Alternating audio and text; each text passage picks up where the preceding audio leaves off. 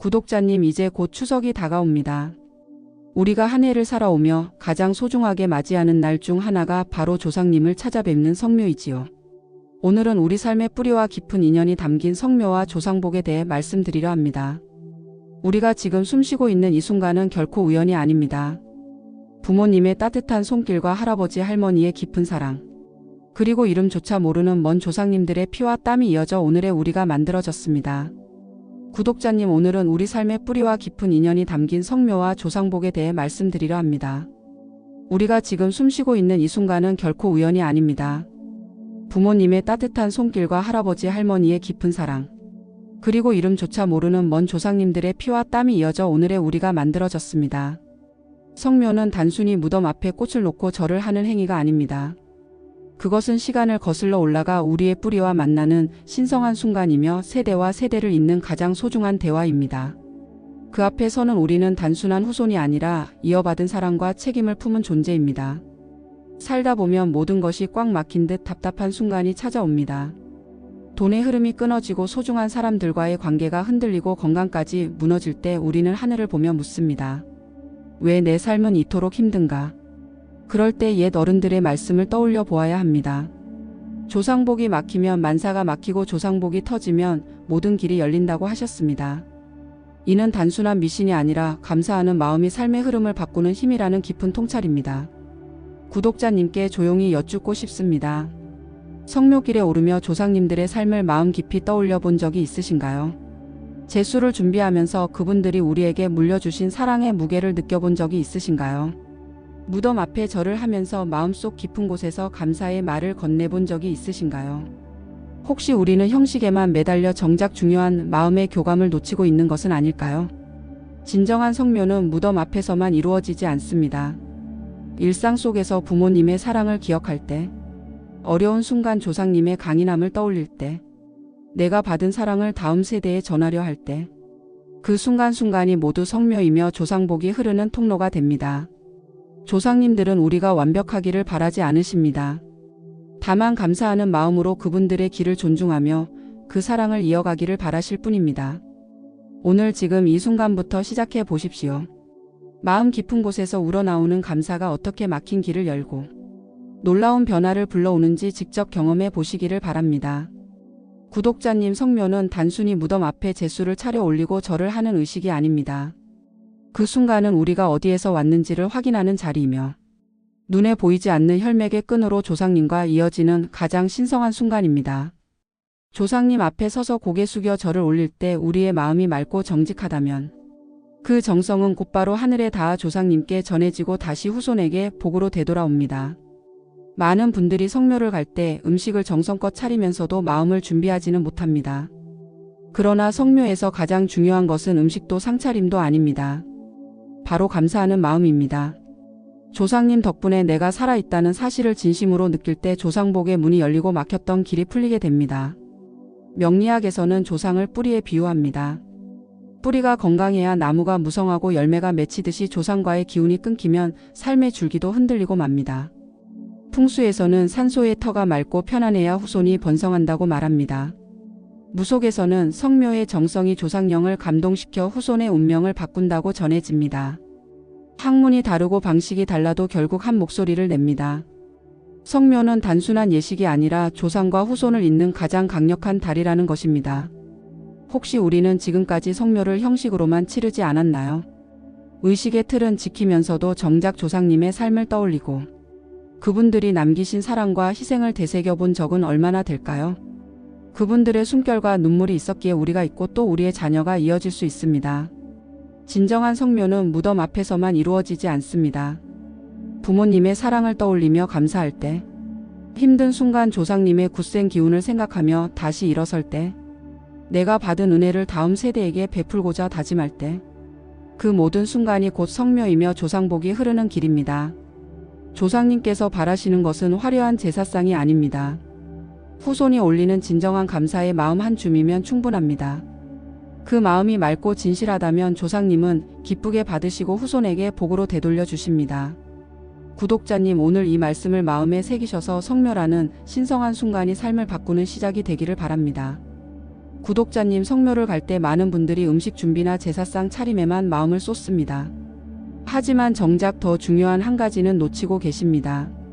그것은 바로 조상님께 올리는 감사와 예절입니다. 절은 단순히 몸을 굽히는 동작이 아닙니다. 마음을 함께 내려놓고 조상님께 살아가게 해주셔서 고맙습니다 라는 진심을 담아야 합니다. 그 작은 차이가 조상복을 막히게도 하고 터지게도 합니다.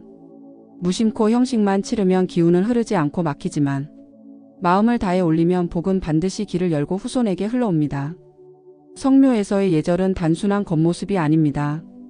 절하는 순간 우리의 마음이 맑아지고 삶이 정화됩니다. 조상님은 그 정성을 헤아리시고 우리를 지켜주십니다.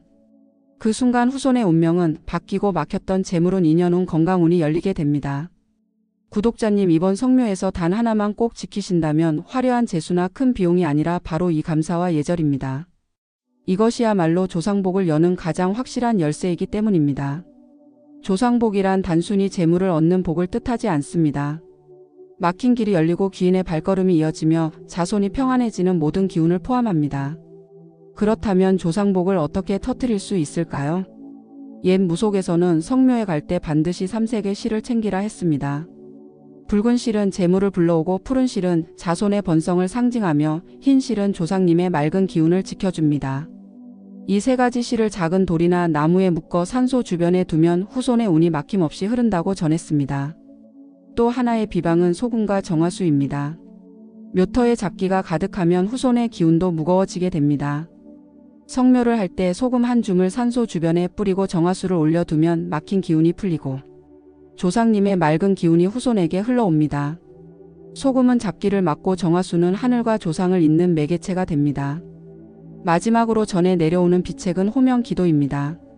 성묘를 마치고 내려올 때 산 아래에서 조용히 조상님의 성함을 3번 부르고 저를 지켜주셔서 고맙습니다. 저를 살게 해주셔서 감사합니다 라고 속삭이십시오. 입으로 내뱉은 말은 파동이 되어 조상령에 닿고 다시 후손에게 복으로 되돌아옵니다. 이것이 바로 무속에서 전하는 조상복을 여는 가장 강력한 기도법입니다. 구독자님, 이번 성묘에서 제수와 꽃도 중요하지만 이 작은 실천을 더해 보십시오. 3색 실, 소금, 정화수, 그리고 호명 기도까지.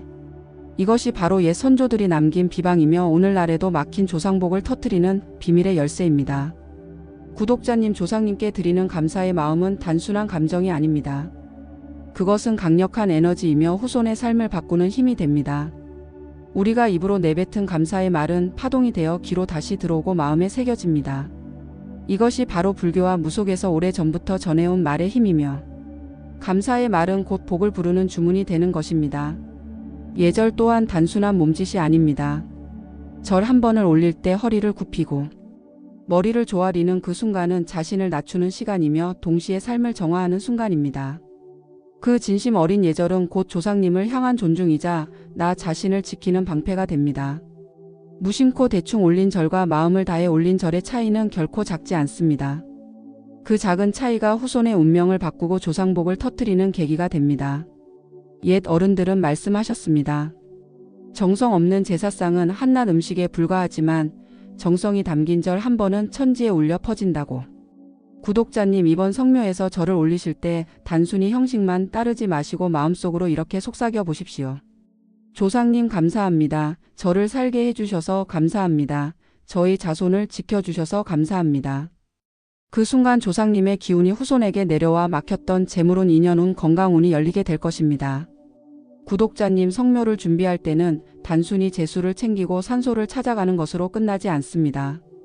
성묘는 조상님과 후손의 기운이 맞닿는 신성한 자리이기에 반드시 지켜야 할 준비와 수칙이 있습니다. 첫째는 굵은 소금입니다. 소금은 예로부터 가장 강력한 정화제라 불렸습니다. 성묘에 오르기 전 작은 주머니에 소금을 담아 품고 가십시오. 산소에 도착해서는 사방에 소금을 조금씩 뿌려 잡기를 걷어내고 잡기가 끼어들지 못하게 해야 합니다.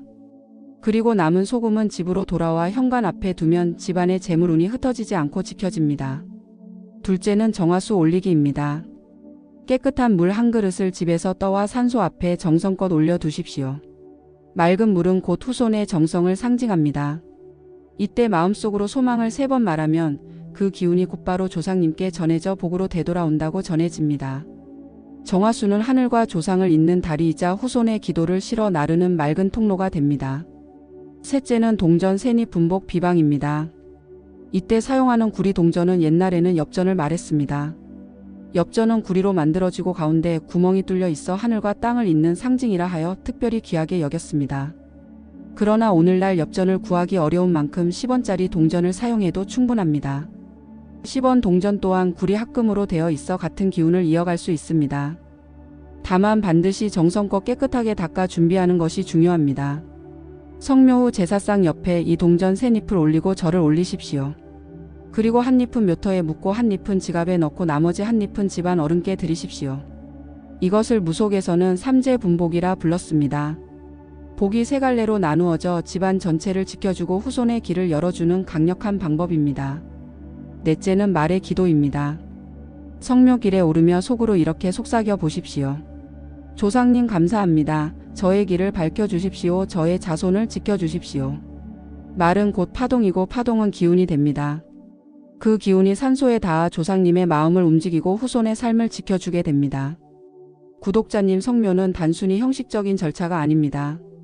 소금 한 줌과 정화수 한 그릇, 엽전이나 10원짜리 동전 세 입 같은 작은 준비물이 조상복을 여는 열쇠가 될 수 있습니다. 이 작은 비방과 수칙을 지켜 성묘에 임하면 막혔던 조상복은 반드시 열리고 금전운, 인연운, 건강운이 동시에 흐르게 될 것입니다. 구독자님, 그렇다면 조상복이 열리면 우리 삶에는 어떤 변화가 찾아올까요? 조상복은 눈에 보이지 않지만 그 힘은 삶의 모든 부분에서 드러납니다. 먼저 재물운이 열립니다. 그동안 막혀있던 돈줄이 트이고 길이 열리게 됩니다. 뜻하지 않게 돈이 들어오기도 하고 끊겼던 사업의 기회가 다시 이어지기도 합니다. 이것은 단순히 돈이 생긴다는 의미가 아니라 삶의 순환이 회복되는 것입니다. 재물이 흐른다는 것은 기운이 막히지 않고 돌아간다는 증거이기에 조상복이 터졌음을 보여주는 가장 큰 신호입니다. 둘째는 인연운이 열립니다. 좋은 배우자를 만나거나 귀한 자식을 얻고 혹은 오랫동안 기다리던 동반자가 나타납니다. 사람의 인생에서 가장 큰 복은 사람으로 오는 것이라 했습니다. 조상님께 감사의 마음을 올리면 보이지 않는 손길이 우리의 인연을 이끌어 주십니다. 평생 함께할 귀인과의 만남은 바로 조상복이 이어준 인연입니다. 셋째는 건강복이 열립니다. 집안에서 끊임없이 이어지던 병세가 잦아들고 아픈 기운이 사라지며 활력이 되살아납니다. 풍수에서는 조상 묘터의 기운이 맑아지면 후손의 기운도 맑아진다고 했습니다. 몸이 가볍고 마음이 편안해지는 것은 조상님이 지켜주신다는 증거입니다. 그리고 마지막으로 집안에 평안이 찾아옵니다. 다툼이 줄어들고 대화가 늘어나며 가족 간의 정이 깊어집니다. 이것은 단순한 우연이 아니라 조상님의 기운이 집안 전체를 감싸고 있기 때문입니다. 구독자님, 성묘에서의 정성과 감사가 결코 헛되지 않습니다. 그 마음은 곧 조상님께 전해지고 다시 후손에게 삶의 변화로 돌아옵니다. 재물운이 풀리고 인연이 이어지며 건강이 회복되고 집안이 평안해지는 것. 이것이 바로 조상복이 열릴 때 일어나는 놀라운 기적입니다. 구독자님, 오늘 우리가 함께 나눈 말씀을 마음 깊이 새겨보시길 바랍니다. 성묘는 단순히 형식적인 제사가 아닙니다. 그것은 우리의 뿌리를 확인하는 시간이자 조상님과 마음으로 이어지는 가장 신성한 순간입니다. 감사와 예절, 소금 한 줌, 정화수 한 그릇, 동전 세 입 같은 작은 준비가 모여 조상복의 문을 활짝 열어줍니다.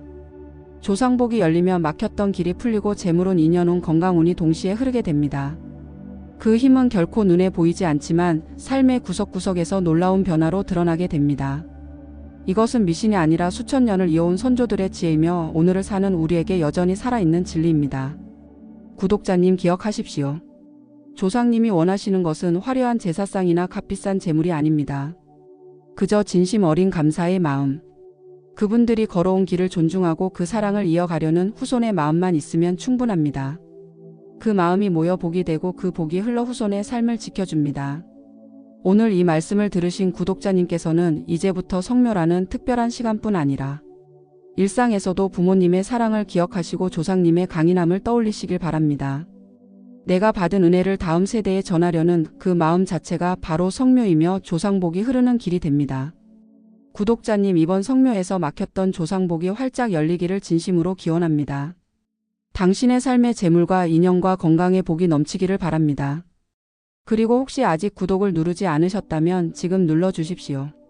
이 작은 정성이 당신의 삶을 바꾸는 큰 인연으로 돌아올 것입니다. 이제 곧 추석이 다가옵니다. 온 가족이 모여 조상님께 감사드리는 이 명절에 진심 어린 마음을 담아 성묘를 올리신다면 그 정성은 곧 조상님께 닿아 막혔던 복을 터뜨리고 새로운 길을 열어줄 것입니다. 구독자님, 이번 추석 성묘에서 막혔던 조상복이 활짝 열리기를 진심으로 기원합니다. 당신의 삶의 재물과 인연과 건강의 복이 넘치기를 바랍니다. 그리고 혹시 아직 구독을 누르지 않으셨다면 지금 눌러주십시오. 이 작은 정성이 당신의 삶을 바꾸는 큰 인연으로 돌아올 것입니다.